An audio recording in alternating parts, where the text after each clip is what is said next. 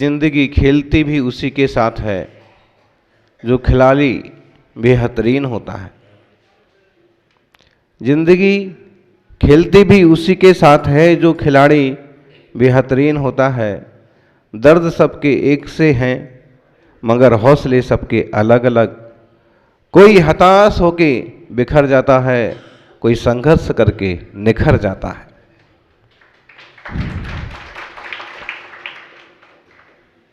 जिंदगी में जिसने साहस रखा, धैर्य रखा, वह हर समस्या से पार जाता है। और जिसने साहस नहीं रखा, धैर्य नहीं रखा, वो छोटी सी समस्या से भी हार जाता है। कई बार समस्या में समाधान छुपा होता है। समस्या पर गौर करने की बजाय समाधान पर दृष्टिपात करना चाहिए। हमारे दुखों की जड़ क्या है? मोह है, मिथ्यात्व है, अज्ञान है। और इस बात को जानकर के हमको इसको तोड़ने का पुरुषार्थ करना चाहिए। देह तो कितने मिल गए और बिछुड़ गए, लेकिन अकेले शरीर पा लेने से ना थोड़ी कुछ होता है। ये शरीर पाकर के साधना करके भाव पार जाया जा सकता है।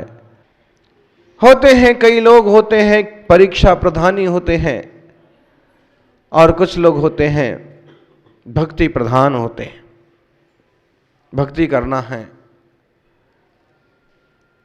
लेकिन एक ही इंसान में दोनों चीजें भी होना चाहिए कि भक्ति करे और परीक्षा करके करे। और कहते हैं कि प्रथम बार तो क्या परीक्षा करेंगे, मुनि का दर्शन होते ही वंदन करिए और उनकी यथा योग्य सेवा करिए। राजा श्रेणिक ने फिर परीक्षा के लिए कहते हैं कि अपने एक प्रकोष्ठ में मृत जानवरों की हड्डी डलवा दी, गड़वा दी और पड़गाहन किया मुनि राजों का। रानी चेलेना ने अंदाज लगा लिया कि फिर कुछ गड़बड़ है, और पड़गाहन करते वक्त क्या बोले, हे स्वामी नमोस्तु, जो विधि है, हे स्वामी नमोस्तु नमोस्तु नमोस्तु, अत्र अत्र अत्र, तिष्ठ तिष्ठ तिष्ठ, मन शुद्धि, वचन शुद्धि, काय शुद्धि। हे तीन गुप्तिधारी मुनिराज, गृह में प्रवेश कीजिए। कोई मुनिराज, एक मुनिराज आए, उन्हें खड़े हो गए, लेकिन जैसे ही बोला हे तीन गुप्तिधारी मुनिराज, तो फिर वो निकल गए, बड़ागाहन होके अंदर नहीं गए। फिर मुनिराज आए एक, उनसे भी वही कहा हे तीन गुप्तिधारी मुनिराज, गृह में प्रवेश कीजिए। खड़े हो जाने के बाद भी वो अंदर नहीं गए। फिर एक मुनिराज आए, उनसे कहा हे मुनिराज, तीन गुप्तिधारी मुनिराज। आज भी हैं कुछ श्रावक जो ऐसे पड़गाहन करने के बाद कहते हैं 28 मूलगुणधारी मुनिराज भोजनशाला में प्रवेश कीजिए। भाषा है अपनी परीक्षा प्रधानी की। अरे भाई, 28 मूल गुण ही तो होते हैं मुनिराज के।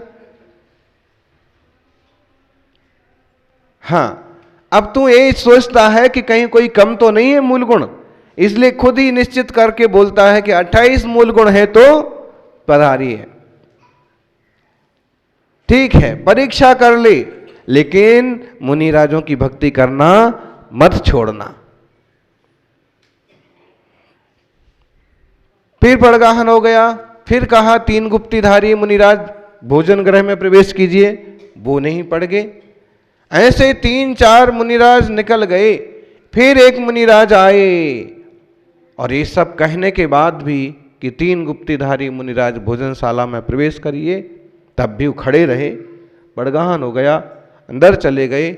अंदर जाने के बाद क्षण भर खड़े रहे और फिर निकल के तपस्या करने के लिए जंगल चले गए। आहार नहीं हुआ।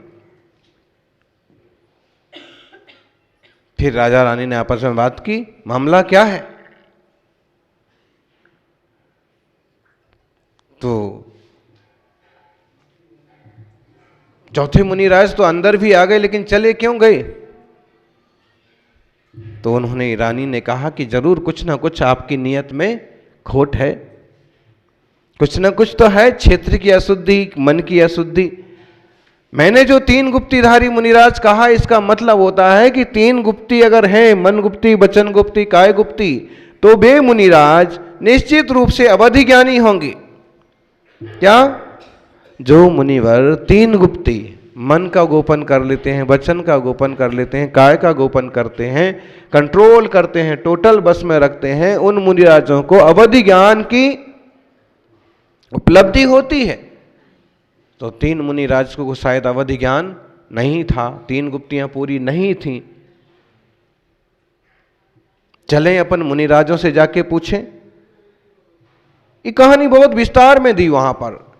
पहले मुनिराज के पास गए तो उन्होंने अपनी कहानी बताई कि मेरी मन गुप्ती खंडित हो गई थी। कैसे खंडित हो गई थी?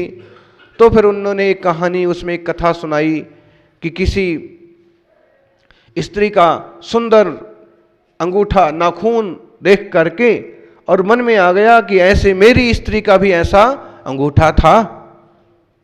तो बोले मेरी मन गुप्ती खंडित हो गई, और कुछ नहीं हुआ है, कोई विकार नहीं आया है, लेकिन इस तरह का भाव भी क्यों आया है? तो मेरी मन गुप्ती खंडित हो गई। तो 3 गुप्ती पूरी नहीं हुई, अवधि ज्ञान नहीं है। वचन गुप्ती वाले मुनिराज से पूछा, उनने कहा मेरी वचन गुप्ती खंडित हो गई। कैसे हो गई? फिर वहां विस्तार में दिया है।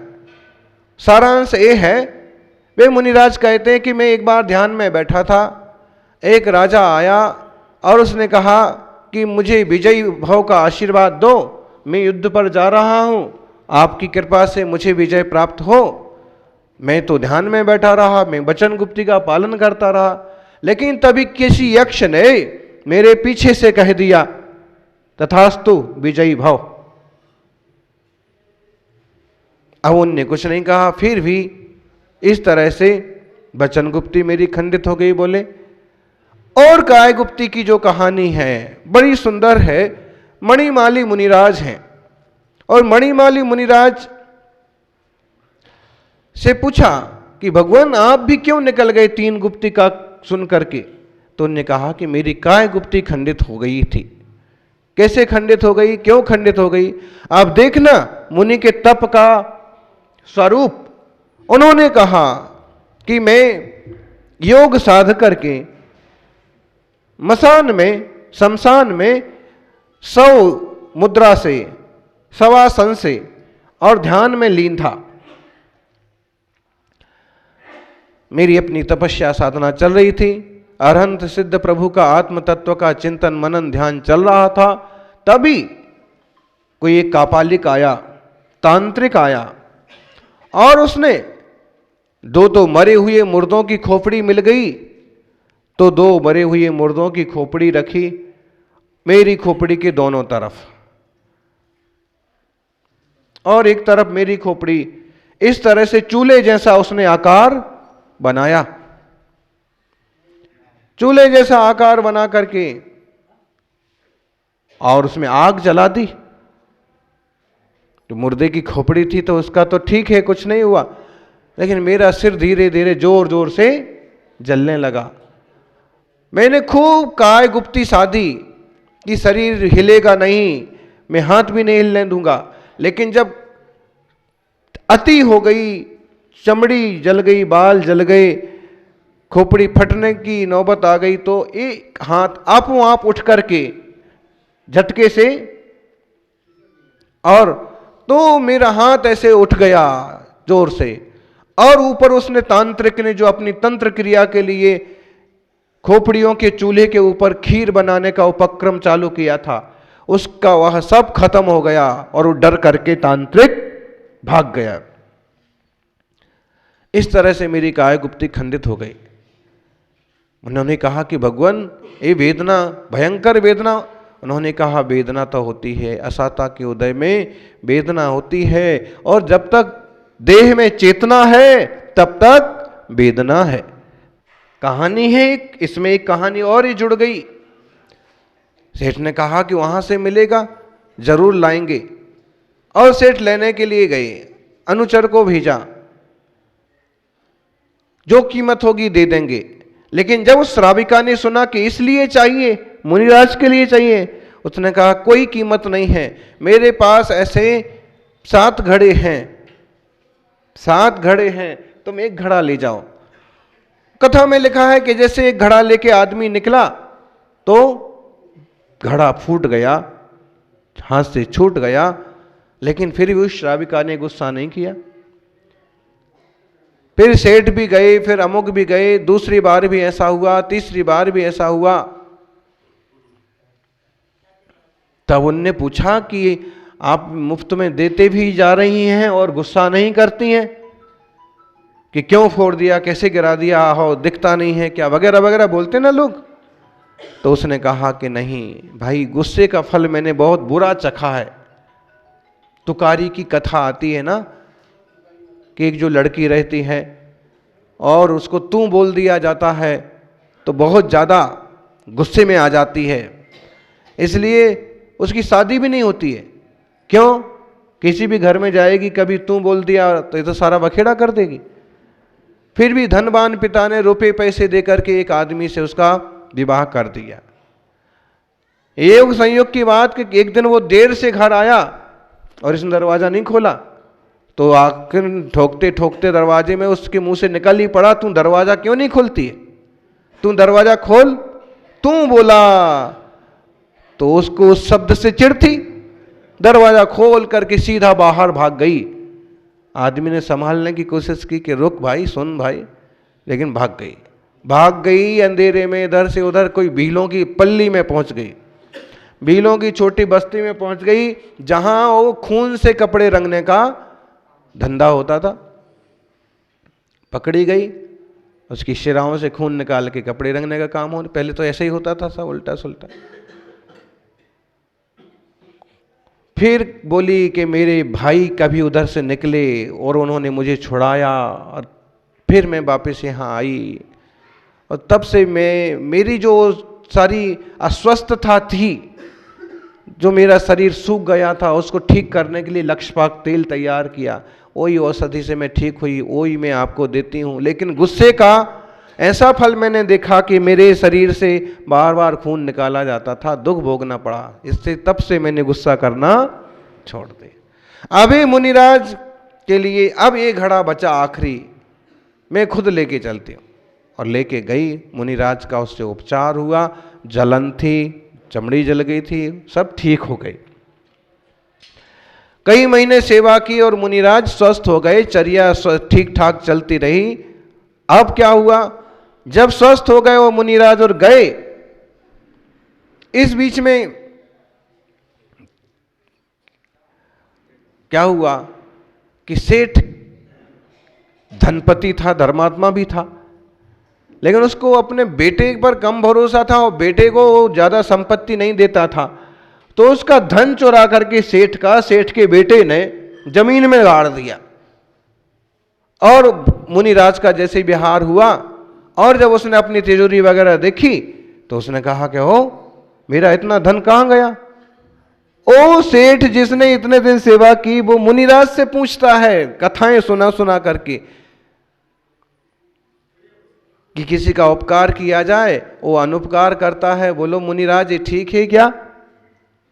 माने वो ये कहना चाहता है कहानी बोल करके कि आपने चोरी की, देखिए अब इतनी सेवा की। और फिर मुनिराज भी कहानी सुनाते हैं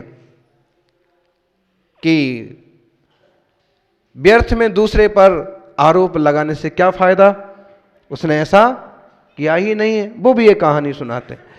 और ऐसे चलता रहता है। ए पिता और मुनि की चर्चा उनका बेटा भी सुनता है, और जब ऐसा 2-4 दिन चलता है तो बेटा सामने आ जाता है और कहता है कि पिताजी, मुनिराज ने कुछ नहीं किया है, उन्होंने कुछ नहीं लिया है, तुमको ही ज्यादा लालच लोभ है और तुम मुझे कुछ देते नहीं हो, इसलिए मैंने ही चोरी की है। और ये सब घड़ा हुआ है धन, ये आपका धन आपको मुबारक हो, मुनि महाराज भी जाएंगे और मैं भी मुनि महाराज के साथ जाऊंगा। तुम्हारा धन तुम्हारा, तुम धन के पीछे साधु की महिमा भी भूल गए। इतने समय से सेवा की और अब ऐसा सोचने लगे। केवल चर्चा कर लेना सरल है, लेकिन चर्या करना और करवाना कठिन है, सौभाग्य का काम है। शास्त्र का सार तो वो है कि हम देवशास्त्र गुरु की सेवा साधना में सहयोगी बने। एक अच्छे विद्वान और एक मुनिराज उनके नगर में पहुंचे। भयंकर गर्मी के दिन और उनकी हालत खराब हो गई। और फिर वो विद्वान देखा कि मुनिराज अंतराय उपास के कारण से बहुत परेशान हैं, विचलित हैं। उनकी बात कुछ लोग लेके पंडित जी के पास गए कि देखो ऐसे होते हैं क्या मुनिराज, कि शरीर पर पानी लगा रहे हैं, हाथ से पंखा करते बैठे हैं। उनको भरोसा था कि पंडित जी जरूर कहेंगे कि ऐसे नहीं होते हैं साधु, साधु तो एकदम वितरागी और कठोर होना चाहिए ये और वो। लेकिन पंडित जी सचमुच स्वाध्यायी और विवेकवान थे। वो आए, महाराज जी के दर्शन किए और पूछा, उनको कहा, भगवान कमंडल भर पानी आप लुढ़का रहे हो, डाल रहे हो शरीर पर, सिर पर, और हाथ से खुद ही हवा किए जा रहे हो, इस शरीर की सेवा क्यों कर रहे हैं आप? ये तो पर है। मुनिराज ने कहा कि भाई ये पर है, पुद्गल है, मैं चैतन्यमय जीव हूँ, ये बोध मेरे को भी है। लेकिन अभी मेरे 2 दिन के उपवास हो गए हैं, 2 दिन के अंतराय हो गए हैं, गर्मी बहुत ज़्यादा है, सहन नहीं हो रहा है। तो कहते हैं पंडित जी बाहर गए और जो श्रावक थे उन सबों को इकट्ठा किया और जोरदार समझाइश की कि तुम लोग सेवा करते नहीं हो और शिकायत लेकर के बातें बनाते हो। सेवा करोगे, अगर तुम वैयावृत्ति कर दोगे तो वो अपने हाथ से क्यों पानी लगाएंगे? इसलिए श्रावक और श्रमण दोनों एक गाड़ी के 2 पहिए हैं। मोक्ष मार्ग में मुनिराज वितरागता की साधना करते हैं और श्रावक मुनिराजों की साधना में सहयोगी बनते हैं।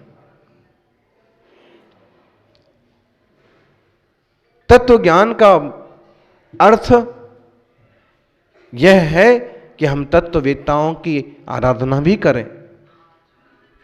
सज्जनों, सौभाग्य है कि स्वरूप के प्रति समर्पित साधक आज भी उपलब्ध हैं और उनकी वैयावृत्ति का लाभ लेके श्रावक जन अपने स्वाध्याय की सार्थकता करें। जय बोलिए 24 तीर्थंकर भगवान के।